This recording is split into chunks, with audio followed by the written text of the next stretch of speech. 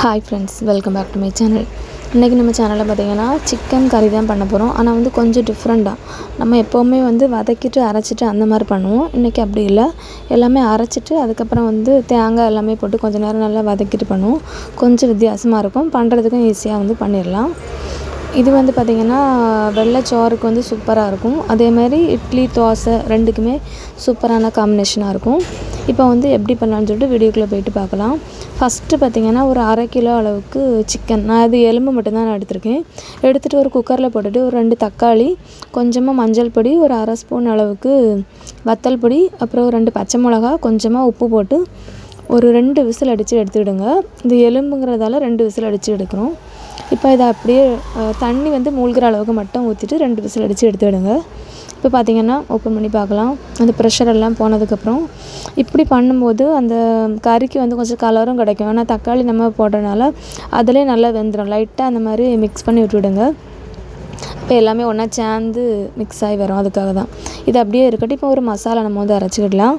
ஒரு mixie jar எடுத்துடுங்க. எடுத்துகிட்டு இதில் வந்து ஒரு 3 பல் பூண்டு, ஒரு துண்டு இஞ்சியை கட் பண்ணி அதையும் இது கூடவே போட்டுடலாம். இது கூடவே பார்த்திங்கன்னா 1 கப் அளவுக்கு தேங்காய். ஃபஸ்ட்டு வந்து தண்ணி எதுவுமே ஊற்றக்கூடாது. ஊற்றாமல் நம்ம வந்து ஃபஸ்ட்டு வந்து அரைச்சிக்கிடலாம். ஏன்னா வந்து இஞ்சி பூண்டு போடும்போது வந்து அரைப்படாது, அதனால தான் தண்ணி ஃபஸ்ட்டு ஊற்ற வேண்டாம். இப்போ அரைச்சதுக்கப்புறம் இதிலே நம்ம வந்து எல்லா மசாலாவுமே போட்டுருவோம். இப்போ இதில் ஃபஸ்ட்டு வந்து பார்த்திங்கன்னா ஒரு 1.5 டீஸ்பூன் அளவுக்கு மல்லிப்பொடி தான் இந்த கறியோட கொஞ்சம் திக்னஸ்ஸே வந்து கொடுக்கும். அதனால தான் மல்லிப்பொடி கொஞ்சம் அதிகமாக தான் இருக்கும். அதுக்கப்புறம் ஒரு 1/2 டீஸ்பூன் அளவுக்கு மஞ்சள் பொடி, ஒரு 1 டீஸ்பூன் அளவுக்கு வத்தல் பொடி. நம்ம வந்து ஃபஸ்ட்டும் வந்து வத்தல் பொடி வந்து போட்டிருப்போம், அதனால் வந்து இதில் கம்மியாக போட்டாலே போதும். இப்போ வத்தல் பொடி போட்டதுக்கப்புறம் இதில் வந்து ஒரு 1/2 டீஸ்பூன் அளவுக்கு இறைச்சி மசாலா பொடி, இதுக்கப்புறம் ஒரு 1/4 டீஸ்பூன் அளவுக்கு ஜீரகப்பொடி. இது எல்லாமே போட்டுட்டு இதுக்கப்புறம் நம்ம வந்து கொஞ்சமாக தண்ணி ஊற்றி நல்லா வந்து பேஸ்ட்டு மாதிரி அரைச்சி எடுத்துக்கிடலாம். ஃபஸ்ட்டே வந்து இந்த மசாலா எல்லாமே போட்டு அரைக்கும் போது தேங்காய் கூட ரொம்ப அரைப்படாது. அதனால தான் நம்ம வந்து ஃபஸ்ட்டு வந்து தேங்காவை லைட்டாக அரைச்சிட்டு அதுக்கப்புறம் தண்ணி ஊற்றி அரைக்கும் போது நல்லா வந்து பேஸ்ட்டு மாதிரி வரும், நல்லா மையாக அரைஞ்சி வரும். அதுக்காக இப்போ வந்து அரைச்சி எடுத்தது அப்படியே நம்ம வந்து தனியாக எடுத்து வச்சிடலாம். இதுக்கப்புறம் நம்ம வந்து கறி வைக்க ஆரம்பிக்கலாம். ஃபஸ்ட்டு வந்து அடுப்பில் வந்து ஒரு பாத்திரம் வச்சுருங்க. பாத்திரம் வச்சுட்டு பார்த்திங்கன்னா இதில் வந்து ஒரு 1.5 டேபிள் ஸ்பூன் அளவுக்கு எண்ணெய் ஊற்றிடுங்க. நான் வந்து தேங்காய் எண்ணெய் தான் போட்டிருக்கேன்.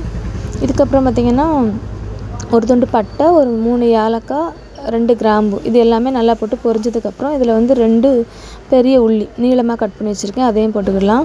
இந்த உள்ளி போட்டுக்கிட்டு நல்லா வந்து வதங்கணும், அந்த கோல்டன் ப்ரௌன் கலரில் வரணும். உள்ளி நல்லா வதங்கினா தான் அந்த டேஸ்ட் வந்து நல்லாயிருக்கும். அந்த நல்லா வதங்கினா அதுலேருந்து ஒரு ஃப்ளேவர் நல்ல டேஸ்ட் இருக்கும், அதுக்காக தான். இப்போ வந்து நல்லா வதங்கியாச்சு. வதங்கினதுக்கப்புறம் இதில் வந்து நம்ம வந்து கருவேப்பிலை போட்டுக்கிடலாம். கருவேப்பிலையும் போட்டுட்டு லைட்டாக வந்து மிக்ஸ் பண்ணிவிடுங்க. இப்போ நல்லா மிக்ஸ் பண்ணியாச்சு. மிக்ஸ் பண்ணதுக்கப்புறம் பார்த்திங்கன்னா நம்ம வந்து அரைச்சி வச்சுருந்த அந்த தேங்காய் பேஸ்ட்டு, இந்த மாதிரி பண்ணும்போது நமக்கு வந்து இஞ்சி பூண்டு தனியாக வதக்கணும் அந்த மாதிரிலாம் இல்லை. மசாலா எல்லாமே இதிலே போட்டதுனால இதிலே வந்து நல்லா வந்து ஒரு 2 நிமிஷம் நல்லா வதக்கினாலே போதும். அந்த தேங்காய் வந்து அந்த சட்டியில் வந்து ஒட்டாமல் வர்ற அளவுக்கு கொஞ்சம் 2 நிமிஷம் நல்லா வதக்கினாலே நல்லாயிருக்கும். இப்போ பார்த்திங்கன்னா நல்லா வந்து வதங்கிட்டு பார்த்தாலே தெரியும். இதுக்கப்புறம் நம்ம வந்து வேக வச்சு வச்சுருந்த அந்த சிக்கன், அதை வந்து அந்த தண்ணியோடு சேர்த்து நம்ம வந்து ஊற்றிக்கிடலாம். ஊற்றிட்டு நல்லா மிக்ஸ் பண்ணிடுங்க. மிக்ஸ் பண்ணதுக்கப்புறம் இதுக்கு பார்த்திங்கன்னா கூட 1 கப் அளவுக்கு தண்ணி ஊற்றிக்கிடலாம். தண்ணி ஊற்றிட்டு லைட்டாக மிக்ஸ் பண்ணிவிட்டு இதுக்கு வந்து தேவையான அளவு சால்ட்டு வந்து போட்டுவிடுங்க. போட்டுட்டு நல்லா மிக்ஸ் பண்ணிடுங்க. மிக்ஸ் பண்ணதுக்கப்புறம் பார்த்திங்கன்னா கொஞ்சம் கொதிக்க ஆரம்பித்ததுக்கப்புறம் இதை வந்து மூடி வச்சு ஒரு 15 நிமிஷம் ஒரு மீடியம் ஃப்ளேமில் நல்லா வந்து அந்த எண்ணெய் வந்து மேலே மிதந்து வரும், அந்த அளவுக்கு நம்ம வந்து போட்டு கொதிக்க வச்சு எடுத்துடலாம். ஏன்னா எல்லாமே வெந்தது தான், நமக்கு வந்து அந்த எண்ணெய் மட்டும் மேலே வர்றதுக்காக மட்டும்தான் நம்ம வந்து மூடி வச்சு குக் பண்ணுறோம். இப்போ ஓப்பன் பண்ணலாம். இப்போ நல்லாவே எல்லாமே மேலே வந்து வர ஆரம்பிச்சிட்டு நல்லா மிக்ஸ் பண்ணிவிட்டு இதை வந்து இதில் வந்து மல்லிக்கீரை மட்டும் போட்டுட்டு அடுப்பை வந்து ஆஃப் பண்ணி எடுத்துருங்க. சூப்பராக இருக்கும். இந்த மாதிரி ட்ரை பண்ணி பாருங்கள். ஏன்னா வந்து கொஞ்சம் வித்தியாசமான டேஸ்ட்டாக இருக்கும். நம்ம எப்போவுமே இஞ்சி பூண்டை வந்து ஃபஸ்ட்டே போட்டு வதக்கிட்டே இருப்போம். ஆனால் இந்த மாதிரி தேங்காய் கூட அரைச்சி பண்ணும்போது அது ஒரு வித்தியாசமான டேஸ்ட்டில் இருக்கும். இந்த வீடியோ உங்களுக்கு பிடிச்சிருந்துச்சுன்னா லைக் பண்ணுங்கள், ஷேர் பண்ணுங்கள், கமெண்ட் பண்ணுங்கள், சப்ஸ்கிரைப் பண்ணுங்கள். தேங்க்ஸ் ஃபார் வாட்சிங்.